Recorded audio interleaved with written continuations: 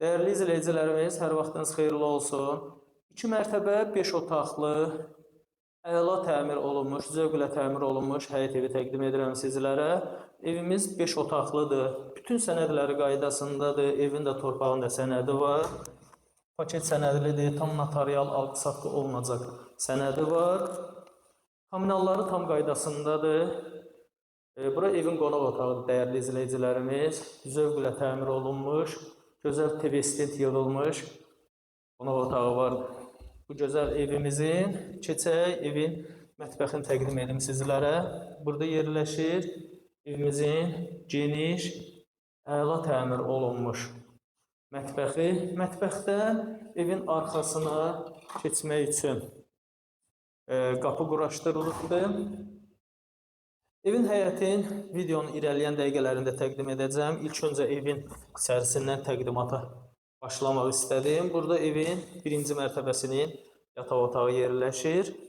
Və dəyərli izləyicilərimiz, evin birinci mərtəbəsinin sanuzelini təqdim edirəm. Aksesuarları quraşdırılıbdır.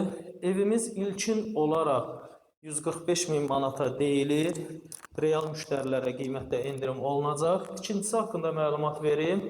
Birinci mərtəbə və ikinci mərtəbənin arası betondur. Birinci mərtəbə ümumilikdə istipoldan ibarətdir. İkinci mərtəbənin dəhlizindəyəm. Geniş dəhlizi var dəyərli izləyicilərimiz.